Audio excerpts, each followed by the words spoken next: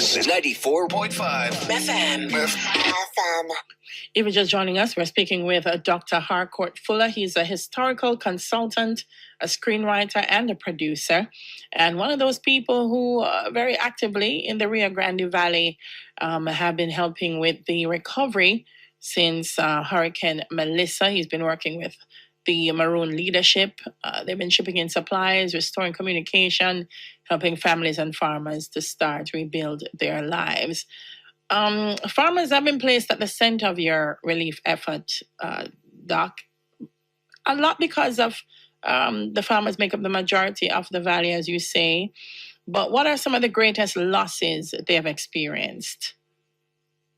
So the greatest losses have been their crops. I've gotten pictures and videos of, the Rio Grande Valley, they grow a lot of bananas, plantains, dasheen, yam, and other, fruit crops. A lot of what worries me, for example, a lot of the breadfruit trees, ackee trees have been just completely, destroyed.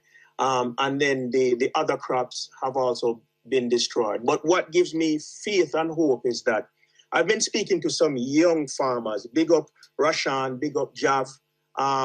Jab is a female farmer from Comfort Castle, and they are ready to rebuild. So we are working to help them with material, for example, to build back them chicken coops, and to provide seeds and other things to help them rebuild.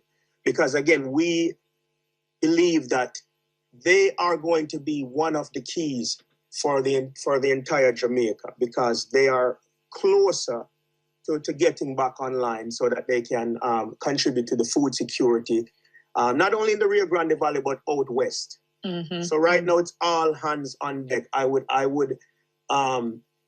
emphasize that we need to support farmers more so, no more so than ever, because when the headlines shift from Jamaica, when there's another,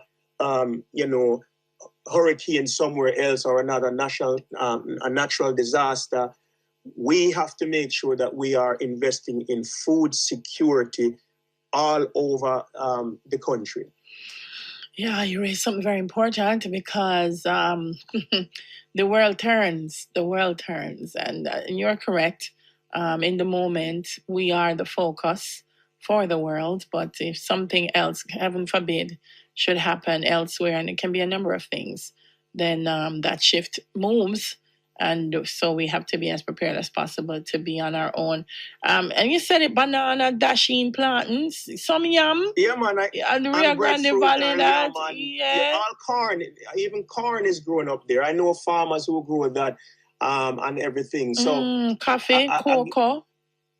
All of that grew up there. And also don't forget the vegetables. I mean, that's why when I'm speaking to farmer, we're saying they can start replanting short-term crops that can, grow in a couple of weeks or months, and they can supply. And also chickens and eggs, right? Because I understand that there's an egg shortage in the country. From before Melissa. Yes, and so one of the things we have done, we have, for example, one farmer in Comfort Castle, we bought 50 chickens for her to restart because her folk was destroyed, and we bought chicken wire and lumber and zinc. So we really want to focus. And one of the things that we are thinking about doing the last Sunday before Christmas, Catterwood Village puts on a treat for the community, for the children. It's called Christmas at Catterwood Village. But this year, we want to turn that into a fundraiser for farmers. So we're working on the technological part of it, and we want to do a live stream. It's going to be Sunday, December 21st. And we're going to ask community members to come and lend their talents, the singers, the drummers, the poets. And while we're doing that live stream, we're going to use the website, moretownmaroons.org/donate, and ask for further donations. And then whatever we get, we're going to focus on the farmer. So if anyone wants to donate anything for farmers, building material, seeds, anything like that, they can just DM us on our social media platforms at Moortown Maroons, or they can go to the website where they will, see our contact information, and we will give these supplies to farmers, and then we will document what we're giving on our social media, because of course accountability matters, and we want to be transparent and let people know if you give to moortownmaroons.org, you will see the people getting it, and you will be sure that there's stewardship of what you're giving.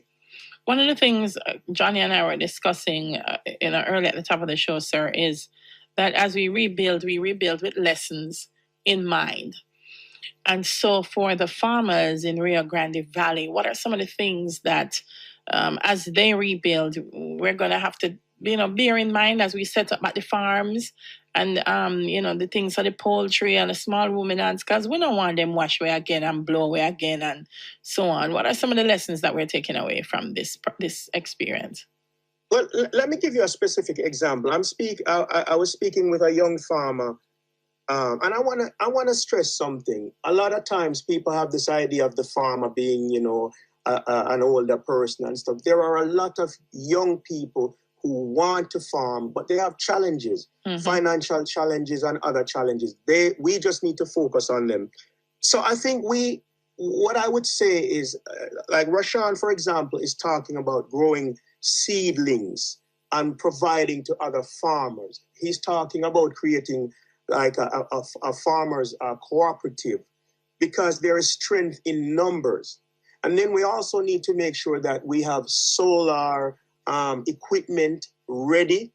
And device communication devices and those kinds of things, because we cannot wait till the next disaster to try to ship in a lot of things, and because those might be delayed in getting them. So I think that we need to highlight farmers more. We need to help farmers to grow more organic things, because health matters. And I think we just need to support the local farming community more, because if they're doing well, then they can help themselves to recover more quickly. Man, I'm telling you, volunteers from Jamaica and overseas have been helping on the ground. What has that support looked like so far for you? I'm so happy you asked that. I love to give credit where credit is due. The people of the Rio Grande Valley, Moortown, Windsor, Ginger House, Millbank, Comfort Castle, all over Cornwall Barracks, they have really come together to help, to help us in the diaspora, help them and help ourselves. So let me just shout out a couple of people who have been helping to rebuild the homes in the area. Tevin, Kurt, Cardell, Jackie, Carol, Frank, Clive, Victor. Again, I just want to big up to them. And also, once again, I want to thank Carlos Alvarez from the Seattle Center for Linguistics and Cultural Democracy, who came to Jamaica for a week and a half to rebuild people's homes. You can see his work and the work of the volunteers on our social media sites at Moortown Maroons, or go to our website, moortownmaroons.org. moortownmaroons.org, guys. Please go out and support them. A lot of work needs to be done. A lot has been happening, and we're grateful for the people that have already come through with their support. Tell me a little bit about the children. What's happening with the children? Because I know Moortown and in that entire area, there are a couple of schools. So what's happening with that?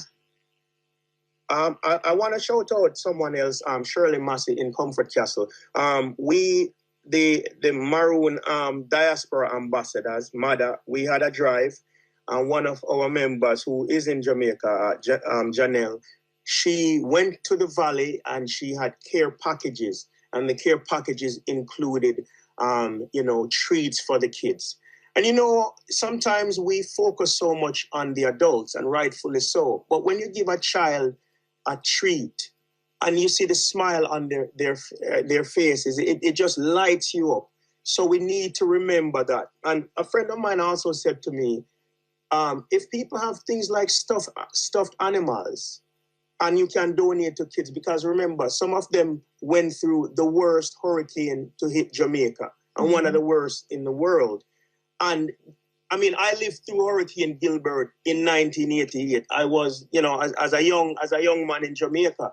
And I remember being in the house when the wind was tearing off the roof, and how it even makes me emotional thinking about it. So to see what the children to think about what the children are going through, we need to remember them. Let's give them some toys. Let's give them some treats, and let's help to rebuild their home so that they can be children again. Absolutely. All right. So you heard it from Dr. Harcourt Fuller, historical consultant, screenwriter, and producer. Someone who has been in the East, making sure the East stands ready at a time when the West is struggling to get our foot, on our grounding. Got a little bit of rain here in Kingston, and when I saw it, I was like, man, I really hope for the folks in the West that they are somewhere where there's shelter if this rain is at that side of Jamaica, because it's difficult on them, Some of them, no roof, nothing, all their belongings are exposed to the elements. And I really hope that... And the furniture, if I may very quickly, sure. Mattresses, because when someone's house is destroyed, their home, their roof, the furniture gets wet, and everyone needs a good night's sleep. So we want to provide mattresses also to those people in the Rio Grande Valley who have expressed that they would love to get some mattresses as well. So though our fundraising drive, we want to do that. So again, if anyone is listening who wants to donate such items as well, we would appreciate it. Thank you. All right. Doc, we're going to wrap up. Any last words from you before we go? Once again, I want to thank you. I want to thank you daily. I want to thank Johnny. Johnny, are you so quiet? Listening. I want to thank you, Danielle. MoreTownMaroons.org, MOORE, townmaroons.org, or at MoreTownMaroons. I want to thank all of my Mother Maroon Ambassador partners again, Dr. Melissa Buckley, Dr. Brittany Osborne, Janelle, and I also want to thank Kasike Kalan of Y-Coil for the work he's doing on behalf of Maroon communities. I want to big up the Accompong Maroons, Charlestown, Scottsall, Flagstaff, Moortown, the whole of Jamaica. Big up. We will get through this. Jamaica strong. Every time. I want to thank you, Doc, for all that you do, and thank you for spending some time with us this afternoon on the 2 Live crew. Thank you again. This is 94.5 FM.